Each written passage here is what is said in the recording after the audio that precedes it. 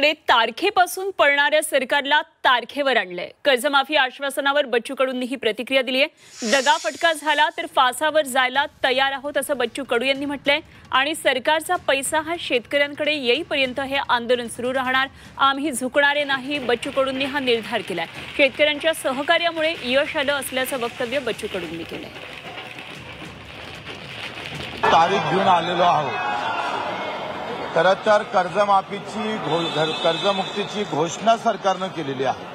तुम्ही लक्षात घ्या का जे सरकार या सगळ्या गोष्टीपासून योग्य वेळ अशी म्हणत होती ते योग्य वेळ आमच्या सगळ्या कार्यकर्त्यांना, सगळ्या नेत्यांनी, सगळ्या शेतकरी नेत्यांनी एकत्र होऊन जे योग्य वेळ त्यांची 28ची 29ची असू शकली असती ते आम्ही आत्ता आणलेली आहे। हे सगळ्यात मोठं यश आहे। बाहेर रस्त्यावर आले नाही, आम्ही एवढी मेहनत घेतली, लागण तेवढे गुन्हे दाखल घेतले, रात्रीचा दिवस केला, रक्ताचं पाणी रक्ताच्या उलट्या आमच्या मुखाद्वारे झाल्या।